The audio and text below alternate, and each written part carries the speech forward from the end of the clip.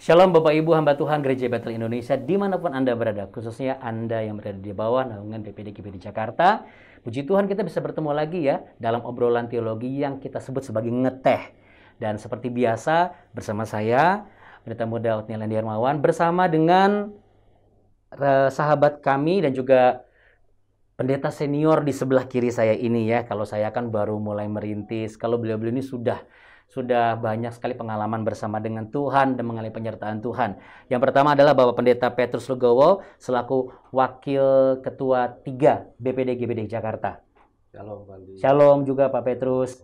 Dan di ujung sana seperti Anda sudah kenal Bapak Pendeta Bun Mintat Kabid Teologi BPD GBD Jakarta. Shalom Pak Andi. Shalom juga semua. Pak Bun. Dan kali ini, episode kita kali ini membicarakan mengenai sesuatu hal yang ada kaitannya dengan roh.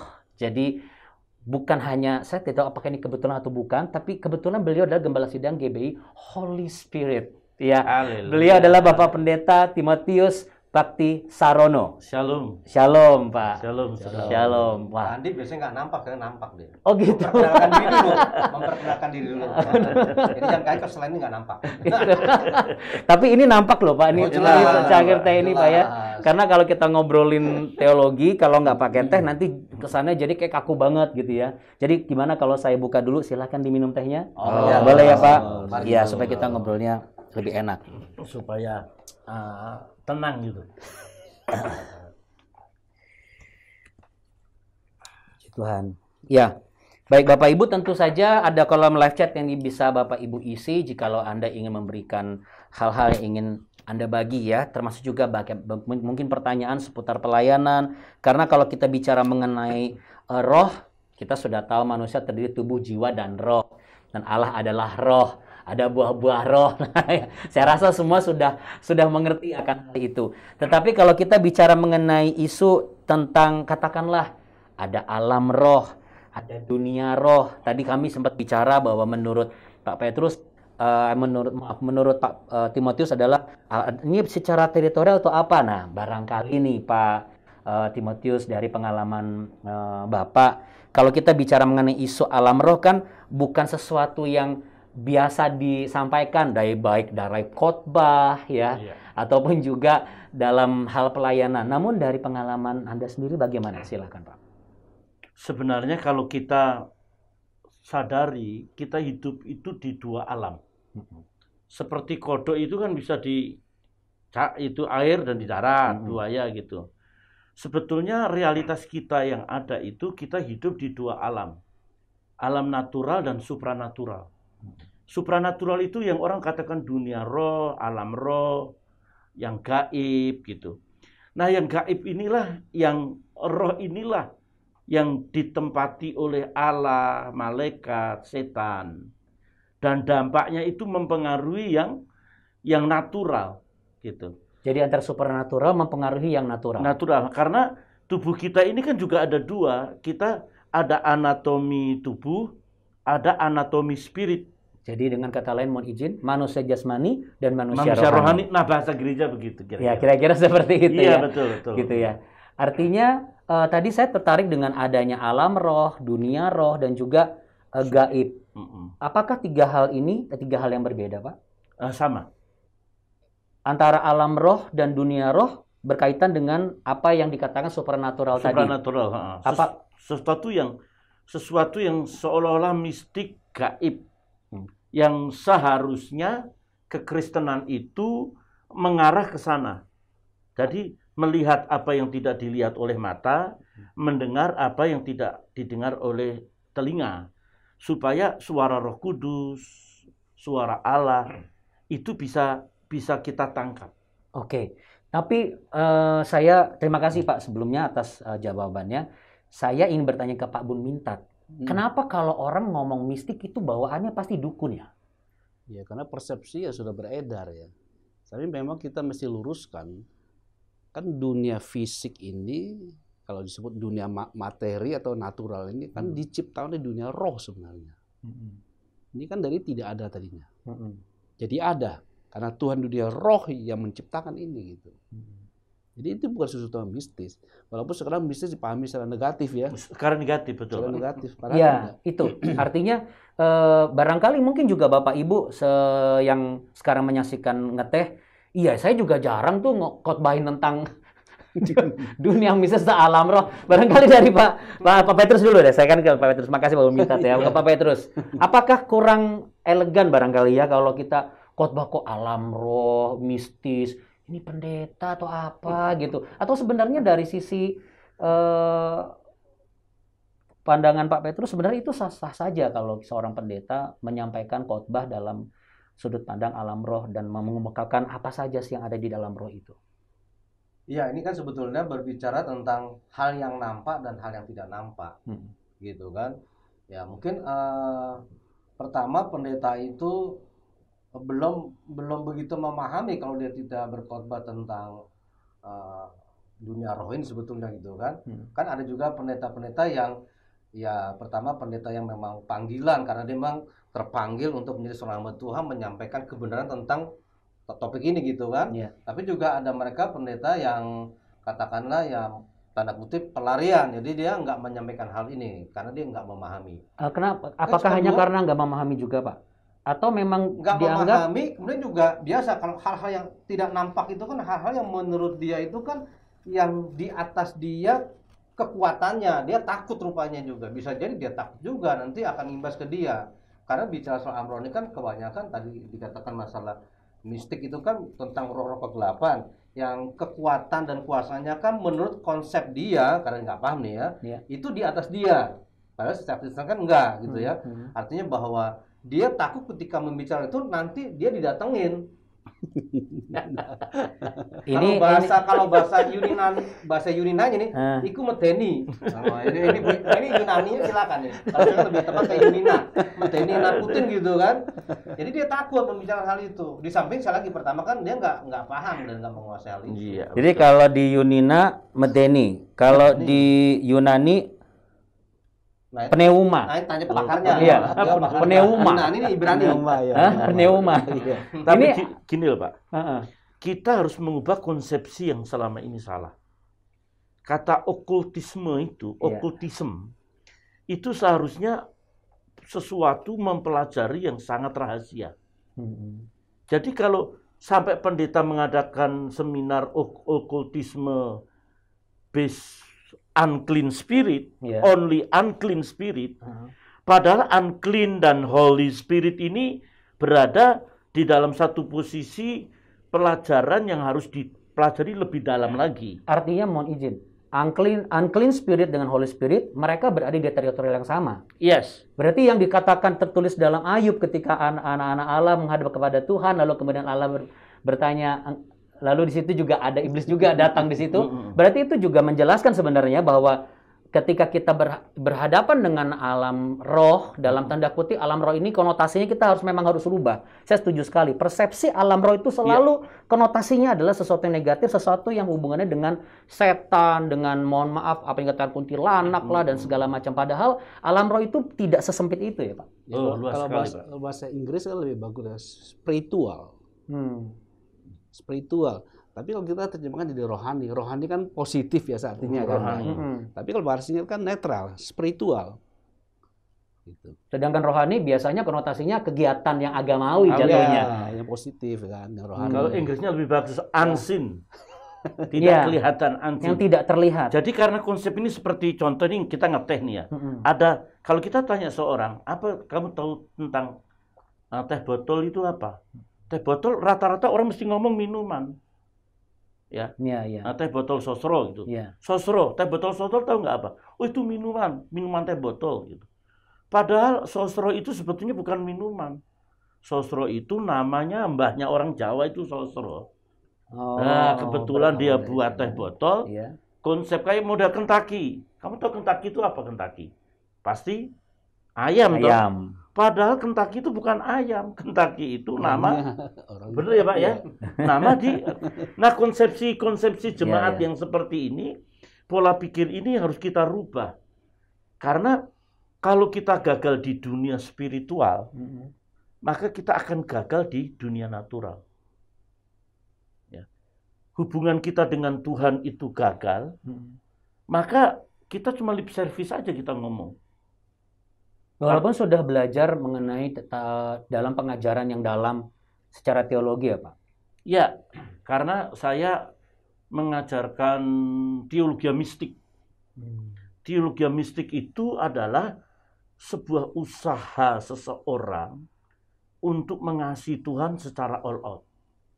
Secara spiritual intinya. Ya, secara spiritual. Jadi karena tadi sudah saya katakan, kita itu sudah tahapan bukan hanya mencinta Tuhan, tapi bercinta dengan Tuhan. Jadi narasi kekristenan itu sebetulnya narasi keintiman dengan Tuhan. Di luar itu kegagalan. Yang disebut dengan to become one with God itu ya. Sudah seperti itu. Intimate ya. Menjadi satu dengan Allah ya. Iya. Ya, intim itu seperti itu menjadi satu. Dan itu nggak kelihatan loh Pak. Itu hubungan sangat personal.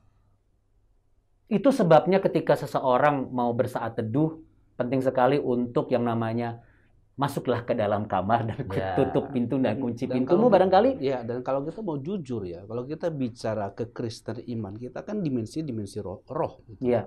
Spiritual itu. Ya. Injil itu adalah kuasa Allah.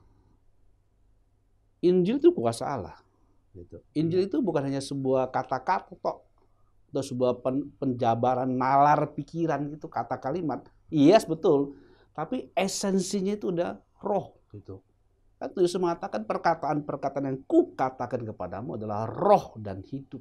Yes. Dan itu korelasi dengan bagaimana Allah yang adalah roh menjadi manusia begitu. Iya. Dari yang supranatural dan menjadi natural. Lalu kenapa kita yang natural tidak lebih mendalami hal yang supranatural? Karena pada akhirnya kita akan menjadi seperti itu. Ya. Diubahkan dengan manusia sebagai manusia dengan tubuh kemuliaan. Apakah seperti itu Pak konotasinya? Iya, gini loh. Sebetulnya kan produk Tuhan di dalam diri kita itu kan manusia segambar dan serupa. Ya. Ketika manusia pertama kali diciptakan, manusia itu dihembuskan nafasnya oleh Allah namanya nesama. Ya.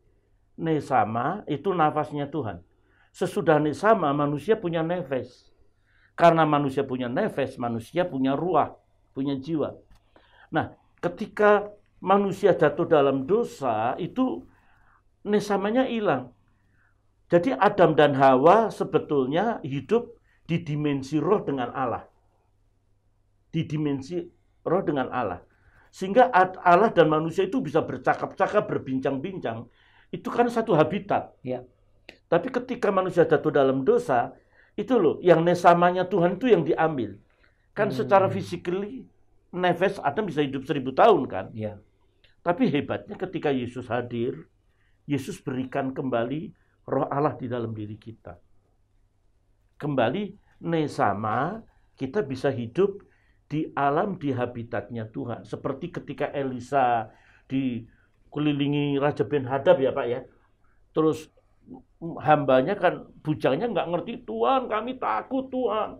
Kami dikepung banyak tentara gitu. Terus banyak Aram ya, Aram itu ya, Aram. Terus kan Aram bukan Arab Pak. Arab. Kalau Arab lain lagi Pak. nanti awas itu bahaya itu Pak ya. Maka Elisa kan berkata gini, bukalah mata bujang ini. Maka mata spiritualnya dibuka, dia bisa melihat. Nah, yang seperti itu loh yang kita belum punya, ya Pak ya. Itu kita belum melihat segala fasilitas alam roh, dalam bahasa kita kerajaan Allah, segala kemuliaannya, ya sekinah glorinya. Kita belum bisa melihat, mata jasmani kita belum tercelik ke sana. Sehingga kita hanya diperhadapkan hal-hal yang natural saja. Karena memang barangkali ketika seorang hamba Tuhan atau pendeta, katakanlah skopnya adalah sebagai gembala. Dia mengajarkan semua hal yang sifat kealahan sebagai roh ya. Lalu kemudian bagaimana kita juga harus menghadapi peperangan rohani. Itu bukan satu khotbah yang mudah untuk bisa disampaikan dan dimengerti dibandingkan dengan khotbah yang memang kasih kita dong motivasi kayak atau apa, roh-roh apa ini, roh belum kita masa di bumi. Nah, menyikapinya bagaimana Pak? Barangkali kita mulai dari Pak Petrus dulu. Bagaimana cara menyikapi dari pengalaman Bapak menghadapi hal seperti ini? Iya, memang kan yang pasti sebagai seorang gembala kita kan memang perlu menyampaikan ya hampir semua tentang pengajaran firman Tuhan kan, termasuk juga tentang dunia roh atau alam roh ini kan. Bahwa memang ada yang nampak dan ada yang tidak nampak. Nah, untuk mengatasi yang tidak nampak ini kan pasti kita kan tetap mengandalkan Tuhan. Jadi dalam pengalaman saya menggembalakan, memang saya pernah menghadapi seorang ibu. Pada waktu itu dia masih muda ya, jadi dia belum menikah. Dia itu memang itu karena faktor orang tuanya yang pegang kuasa kegelapan. Jadi rupanya setan itu menjadi menetap di anak ini. Dia selalu pokoknya teriak-teriak, pokoknya dia histeris segala macam, pokoknya dia ngamuk lah. Nah, satu saat, selesai ibadah, ibunya tuh minta untuk kami melayani. Terus saya pimpin dalam pelayanan ini, dan saya ajak beberapa orang yang memang secara kerohanian cukup dewasa lah gitu ya. Nah, di situ dalam sejarah pelayanan saya baru kali itu saya ngomong bahwa mari kita berdoa, tapi maaf, mari kita berdoa dengan matanya jangan merem atau melek. Memang kalau konsep doa kan nggak selalu merem gitu ya. Nah, saya nggak tahu. Nah, tetapi kenyataannya ketika kejadian itu saya berdoa, nah ketika saya sebut dalam nama Y gitu belum sus. Nah, rupanya ketika saya mengajak mereka untuk melek, saya sendiri merem. Nah, jadi ketika saya bilang dalam nama Yesus itu saya ditonjok. Nah, di sini saya mendapatkannya, oh iya, pantesan tadi saya bilang harus semuanya melek. Nah, cuma maksudnya gini, kenapa ibunya yang melek nggak ngasih kode sama saya bahwa anak itu menjotos saya. Nah, setelah itu baru saya dengan mata melek saya berdoa, gitu kan? Saya berdoa, saya tengking dalam nama Yesus supaya setannya itu keluar. Nah, puji Tuhan, kan dengan kuasa Tuhan akhirnya wanita ini ceritanya singkatnya itu dimenangkan Kristus, kemudian dia akhirnya pulih sampai dia menikah dan saya punya anak. Ada pertanyaan dari teman saya nih Pak. Dia pelayanan bersama rekannya juga sesama hamba Tuhan, tapi dia seakan-akan menyadari bahwa ketika menghadapi kasus orang yang terikat dengan kuasa gelap, lalu kemudian ada hubungan dengan peperangan rohani, dia langsung merasa, oh itu bukan bagian saya, itu bagian teman saya. Silakan, monggo pendapatnya. Silakan dari Pak Buminta dulu. Apakah perasaan ini hanya sebagai sugesti dia nggak percaya diri atau bagaimana? Sebuah hal yang salah sebenarnya ya. Salah itu salah benar. Konyol. Ya, mohon maaf ya. Saya kadang-kadang jawaban jujur itu memang agak sedikit gimana gitu. Tapi ini bagus. Obat. Kenapa salah? Karena Alkitab sudah jelas-jelas mengajarkan kepada kita. Kita itu bukan melawan darah dan daging. Kan jelas kalau Efesus pasal 6 kan.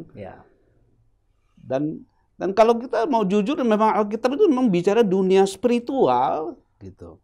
Jadi bukan karunia tertentu orang yang memang ini memang pelayanan khusus untuk yang saya tertarik dengan Pak Andi. Anak Tuhan itu salah persepsi. Yang mengusir setan itu bukan hanya pendeta khusus.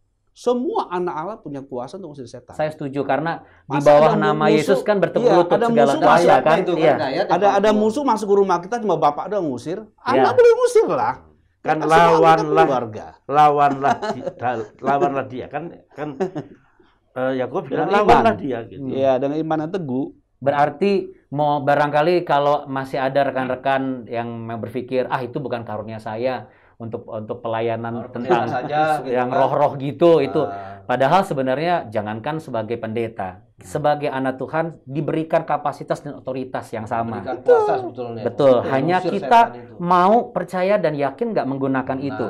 Tapi bagaimana cara mengubah persepsi yang sudah demikian bergeser terlalu jauh dari Pak Timotius barangkali? Alkitab ngomong orang yang dipenuhi Roh Kudus itu dalam Markus pasal 16 itu salah satunya usirlah setan. Usirlah setan. Sembuhkan orang sakit, usirlah setan. Itu merupakan merupakan bagian dari orang yang dipenuhi Roh Kudus. Jadi orang yang dipenuhi Roh Kudus bukan satu tanda, tapi ada begitu banyak tanda yang luar biasa gitu.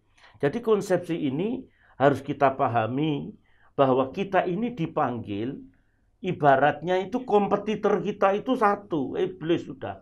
Roh Kudus ada di dalam diri kita, bagaimana kita bisa mengeksplor kemampuan kekuatan Roh Kudus itu untuk melawan si jahat. Si jahat. Contoh nih, saya pelayanan di Sangoledo. Sangoledo itu 3,5 kilo dari Singkawang. Ya. Sepanjang jalan itu, supir itu menceritakan dukun-dukun di sini, dukun-dukun Dayak, bisa memotong leher orang Madura. Jadi sepanjang 3,5 jam itu saya dicekoki dengan hebatnya dukun-dukun Dayak. Nah, yang saya katakan tadi, katakan bagaimana mengubah persepsi orang harus dikasih, hidup ini beban, bagaimanalah menyelesaikan masalah. Nah, kita itu kan perasaan pikiran kita tersedot kepada hal-hal yang lumrah ini, Pak. Nah, ketika saya KKR di sana, sebetulnya saya ketakutan luar biasa, itu dukun luar biasa di Dayak. Ya. Saya berdiri, saya ngomong begini, kamu dukun yang hebat di sini, itu di tengah-tengah hutan, Pak. Majulah di sini, sekarang kita adu ilmu.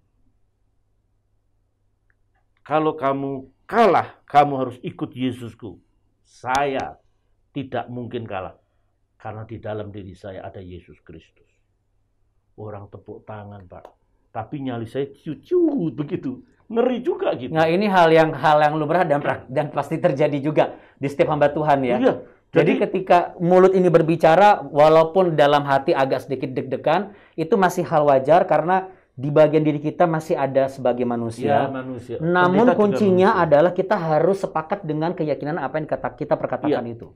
Terus saya bilang, saya hitung sampai 3. Kalau kalian tidak maju ke sini, berarti saya pemenangnya. Kamu harus ikut Yesus satu-satunya juru selamat. Itu di lapangan besar. Tapi nggak ada satupun yang maju. Yang maju hanya istri dukun. Minta didoakan tuli. Jadi kita demonstrasi mujizat, kita berdoa, dan istri dukun ini sembuh, maka pengikutnya ikut minta didoakan. Dan nama Tuhan dipermuliakan di situ. Haleluya. Juga bukan serta-merta kita lakukan sama seperti yang Pak Timotius lakukan Ini besok. personal, ya, betul. Nah, ini perlu dijelaskan. Pribadi. Betul. Karena apa? Karena segala sesuatu memang harus diuji terlebih dahulu. Apakah ini kapasitas memang Tuhan ingin kita lakukan atau bukan?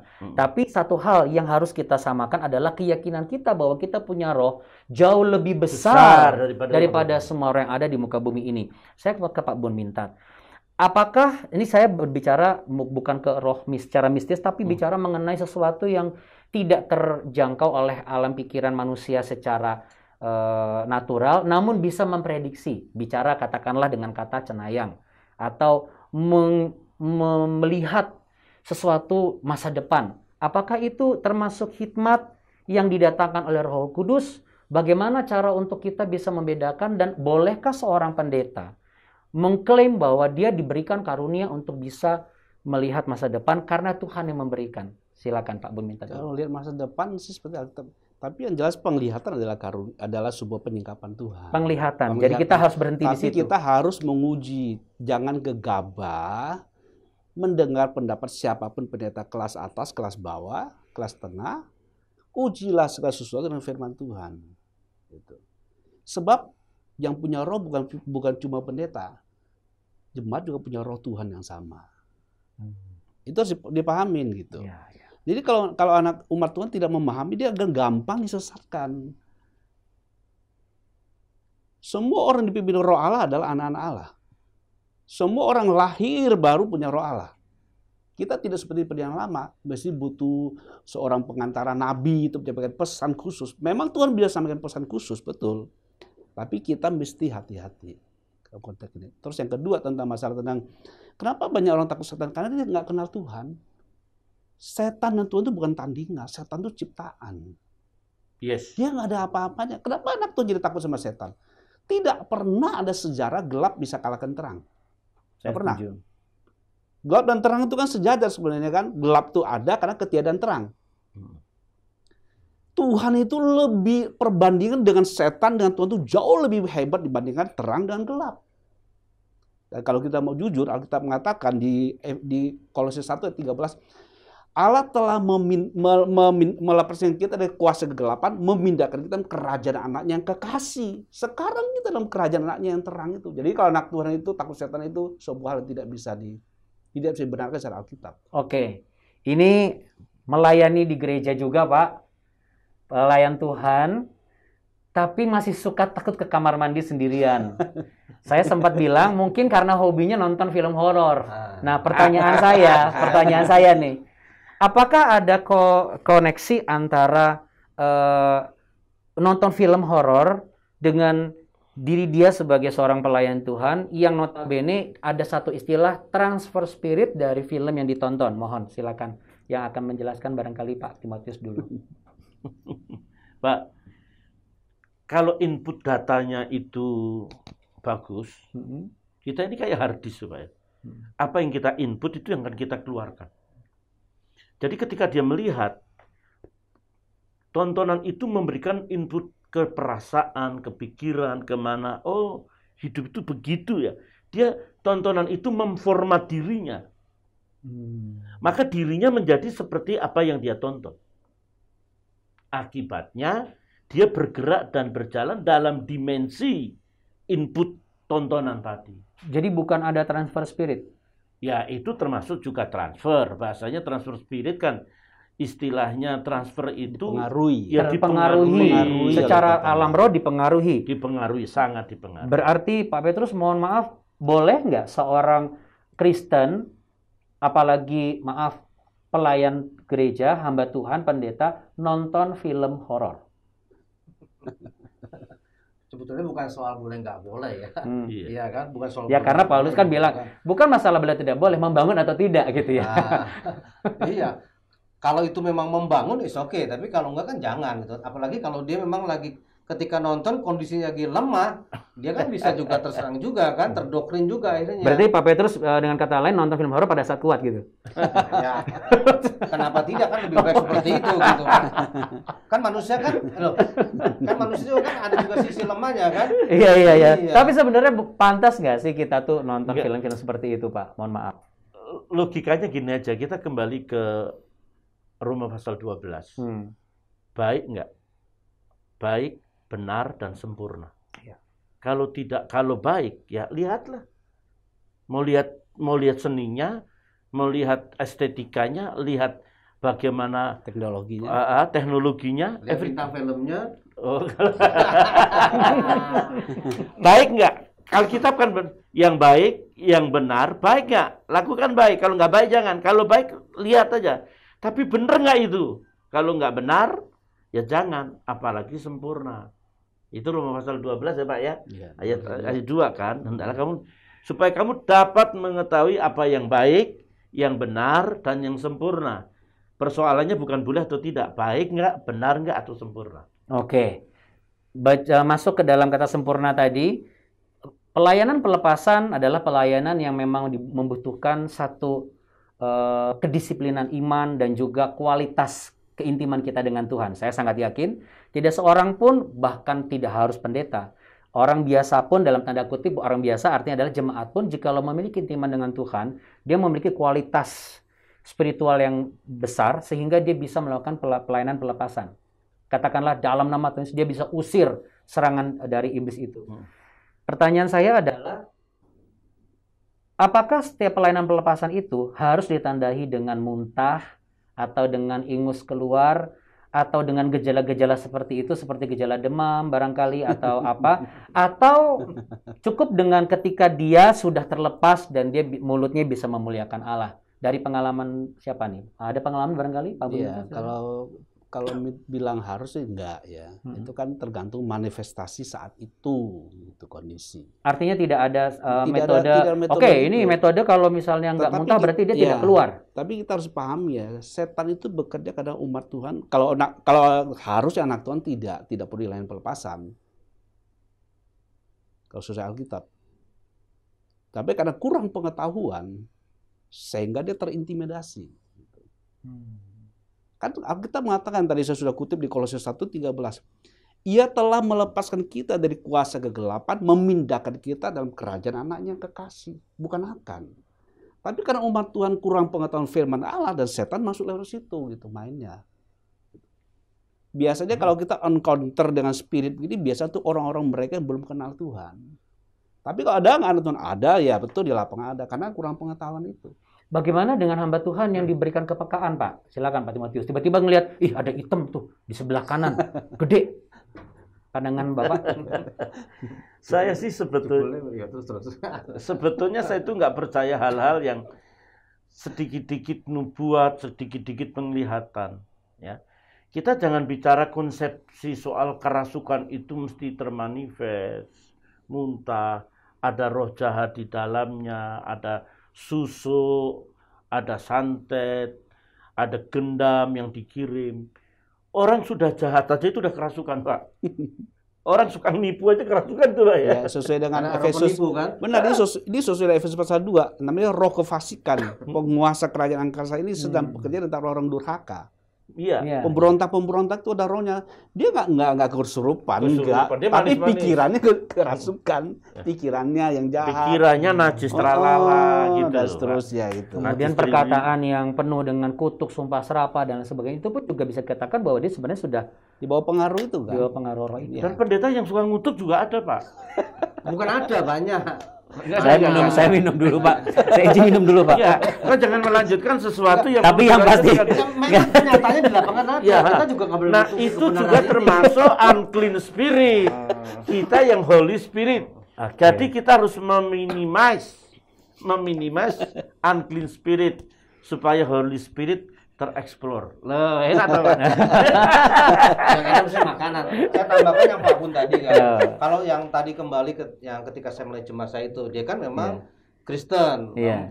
Bapaknya ini kan ketua RW, kemudian juga anaknya ini kena karena bapaknya megang kan. Nah, itu kelihatan memang dia ada setan dalam tubuhnya ketika saya berdoa itu. Jadi ketika saya mau nyebut nama rupanya dia tahu ini roh setan ini. Jadi saya mau nyebut nama Yesus, makanya saya ditonjok. Setidaknya dia bilang ini gua ada gitu kan. Nah, tapi waktu itu saya kan melek. Bareng kan doanya akhirnya saya melek. Saya pelototin dia kan. Lu melotot gua pelototin juga gitu kan. Tapi saya pakai nama Tuhan Yesus. Setelah itu dia nunduk.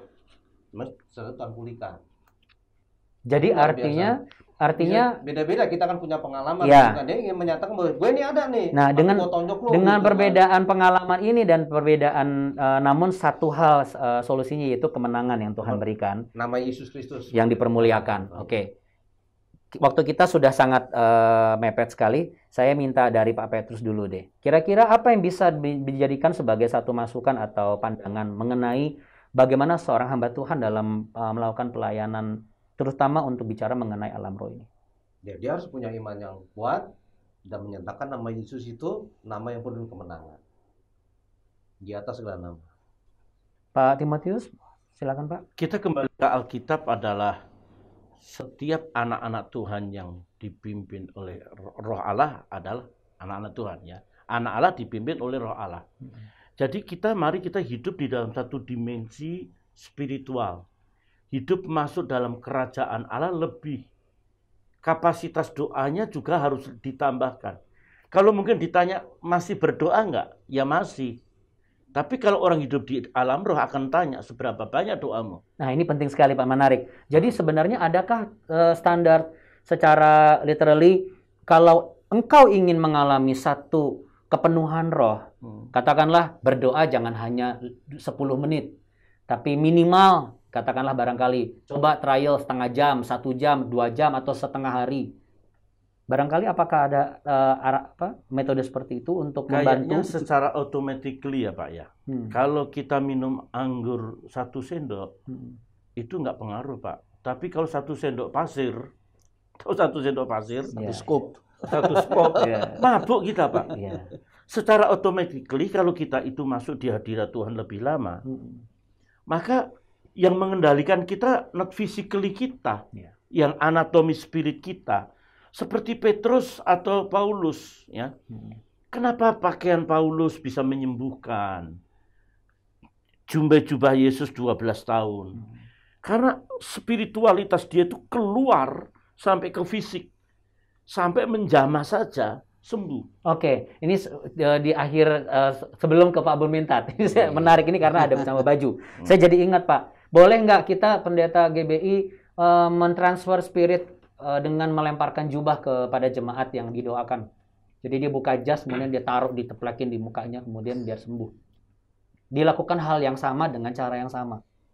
Saya pikir nanti kalau saya ngomong menjustifikasi ini. Ya. Tapi ini pertanyaan dari teman-teman hamba Tuhan, Pak. Yesus pernah melakukan nggak? Sekarang kita tanya, Yesus pernah melakukan itu nggak? Nggak pernah. Nggak pernah kan? Nggak pernah. Jangan dilakukan. Kecuali jumbanya yang dipegang Ju- sama perempuan itu, baru dia sembuh. Jadi Nggak pernah. kadangkala memang anak Tuhan itu punya tool, punya alat.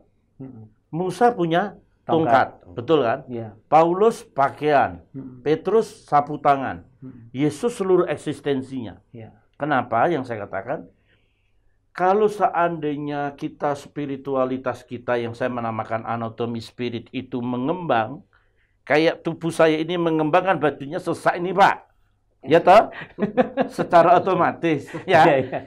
Kalau ini kedip mensak, kalau rohani kita mengembang Pak, Iya. ini juga Pak, kena ini Pak. Hmm. Ini nggak mistis loh Pak, Iya, this is iya. real. Yesus Haleluya. semua hamba-hamba Tuhan pernah. Tapi kalau mohon maaf, supaya hamba Tuhan itu supaya diakui eksistensinya, menggunakan tool-tool yang seolah-olah saya tuh mampu. Nih loh pakaian saya menyembuhkan. Padahal bukan pakaianmu yang menyembuhkan, Yesus yang menyembuhkan. Jadi janganlah kita hamba Tuhan itu punya kebutuhan, merasa diri kita dibutuhkan. Terus orang bermuara di dalam diri kita. Kita harus membuat orang bermuara di dalam diri Yesus sehebat apapun kita. Walaupun kita ini bisa mendatangkan api dari langit sekalipun, tetapi mari kita buat semua jemaat kita bukan mengagumi kita. Nah, yang model-model begini Pak, pakai baju dilempar gitu. Maka orang-orang akan mengagumi personal ini, Pak, bukan mengagumi Tuhan.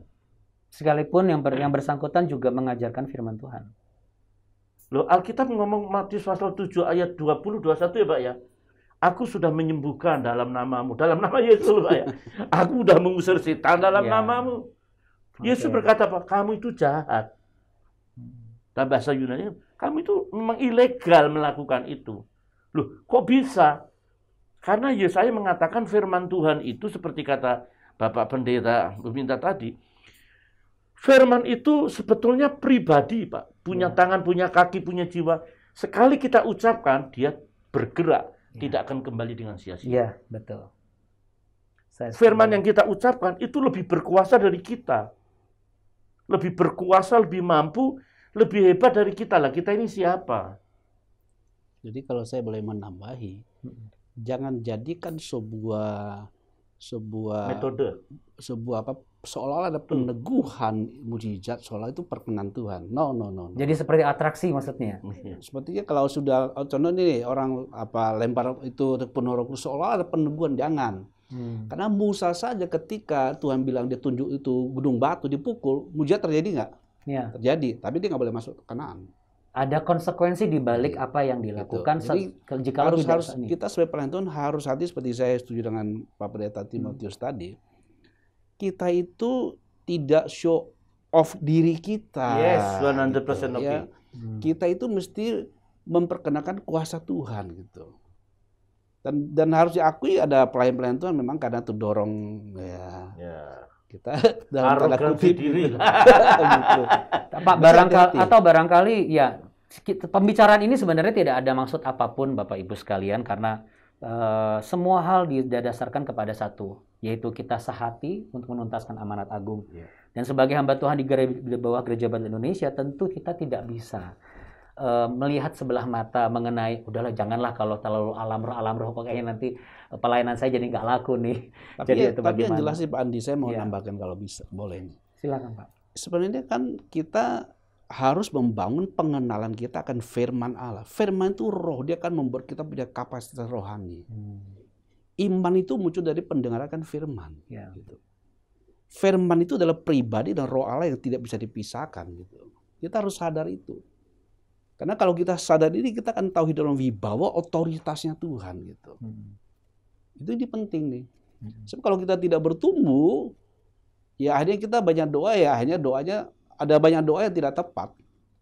Tidak tepat sasaran. Tidak tepat. Dan tidak membangun. Harusnya kamu itu bertindak, you minta. Gitu. Harus you memerintah, tapi you mohon. Terbalik. Otoritas. Harus doa otoritas. Jadi kadang-kadang kalau kita kurang pengetahuan, kita bolak-balik jadinya gitu. Tuhan usir setan, Tuhan bilang kamu yang harus usir setan itu. Ya kan? Iya. Tuhan bilang sembuhkan orang sakit. usir itu setan, tahirkan orang kusta, bangkitkan orang mati. Jadi kalau orang tua nggak ngerti, Tuhan sembuhkanlah dia. Ya kamu yang harus menyatakan itu gitu. Kadang-kadang kalau kita kurang pengetahuan, akhirnya kita bolak-balik tuh. Harusnya kita usir, kita minta. Ya kan? Harusnya kita minta, kita usir. Jadi terbolak-balik. Oke. Gitu. Terakhir Pak, penutup dari Pak Timotius sebelum nanti konklusi di Pak Bumintan. Memang seharusnya kita hidup di dunia spirit.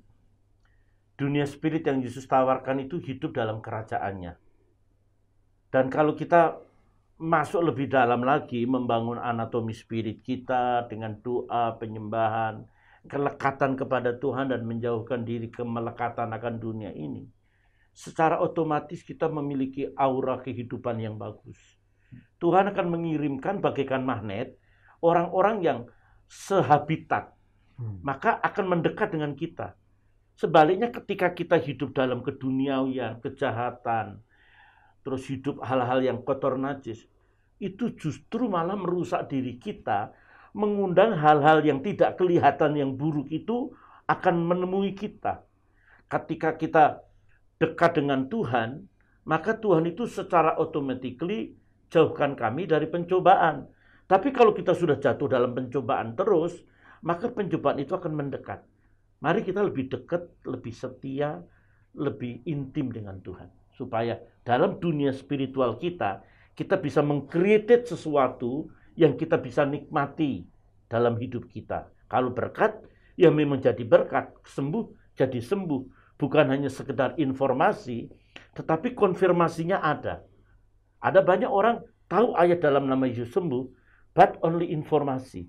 But kalau Tuhan sendiri yang ngomong, konfirmasi, maka kita benar-benar sembuh. Itu saja, Pak. Luar biasa Pak Timotius.